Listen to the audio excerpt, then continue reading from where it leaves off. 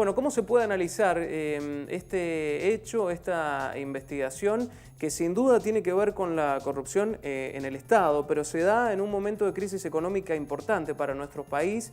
Algunos consideran y hablan de una pantalla política. ¿Cuál es el análisis que haces?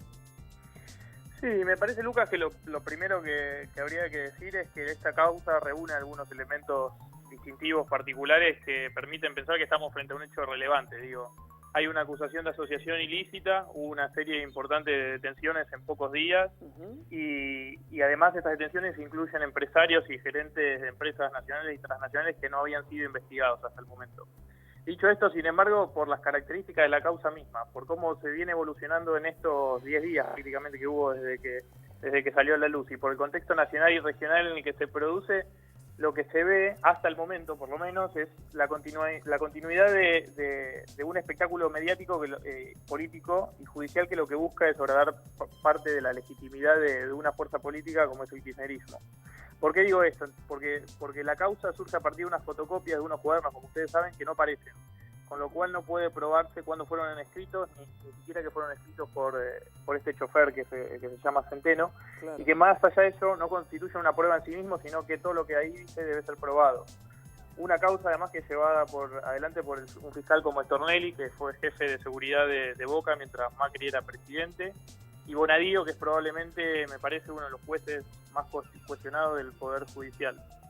Frente a esa aparente falta de pruebas, lo que hicieron, al parecer, Stornelli y Bonadío es detener a funcionarios y empresarios para que bajo la presión de la detención declaren como arrepentidos. Bueno, hasta el momento consiguieron que algunos empresarios que son cercanos al actual gobierno dijeran que habían aportado plata a las campañas del Frente para la Victoria.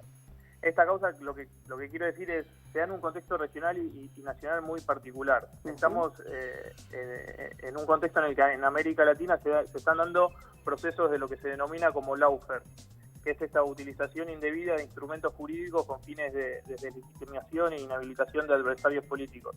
Están los casos de lo que sucede con Lula en Brasil, con Rafael Correa y Jorge Glass en Ecuador y también en Argentina. Y precisamente, Lucas, como decía, me parece que se da en un contexto de crisis económica y de deterioro social y en el que además el gobierno estaba inmerso en el escándalo de los aportantes truchos de la campaña en la provincia de Buenos Aires. Bien, bueno, está un poco allí entonces marcado por una cuestión política. No sé si escuchaste la entrevista anterior, pero el ministro del Interior decía, bueno, esto no es una cuestión política, es una cuestión judicial frente al argumento que han manifestado la oposición, ¿no? O que ha mantenido la oposición en los últimos días. Esto es netamente político. Sí, me parece que es una salida esperable por parte del gobierno, pero está claro que tiene hasta el momento, por lo menos, vamos a ver cómo evoluciona todo, porque recién van 10 días desde que se conoce y apenas 4 meses de investigación, tiene una direccionalidad política y sobre todo esto, se da en un contexto en el que hasta hace unos días estábamos hablando del agravamiento de la crisis económica, del deterioro social y de la caída del apoyo al actual gobierno. Fernando, finalmente te pregunto si esta operación contra la corrupción se puede de alguna u otra manera comparar con lo sucedido en Brasil hace algunos años, con lo sucedido en Italia, por ejemplo, en la década del 90. Sí, hay una demanda de ciertos sectores de los medios y la justicia que vienen pidiendo hace tiempo que en Argentina tenga lugar una especie de manipulite como sucedió en Italia en los 90 o el Lava Jato en Brasil más cercano.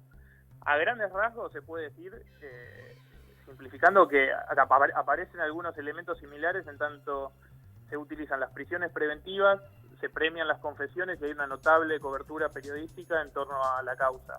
Sin embargo, como decía, me parece que es un poco apresurado porque este proceso lleva apenas 4 meses y unos 10 días, mientras que el proceso italiano y brasileño llevaron años. Y además, como señalé, me parece que todavía hay pruebas que son bastante deficientes y una direccionalidad política que hasta el momento es notoria.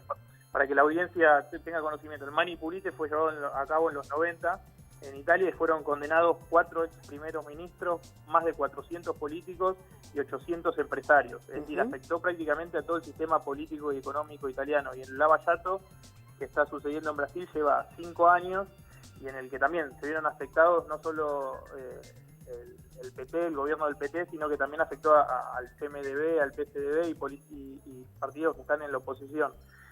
Lo que sí me parece interesante destacar es que lo que no se suele suceder es que estos procesos, tanto el Manipulito y Lavallato, si bien tuvieron efectivamente sus logros, no lograron acabar con la corrupción, y lo que terminaron generando es un aumento de la crisis de los sistemas políticos tanto en Brasil como en Italia, incrementando un descrédito hacia los partidos que fue aprovechado en Italia por Berlusconi para llegar al gobierno, y en Brasil actualmente está siendo explotado por un ex militar como Bolsonaro de cara a las próximas elecciones.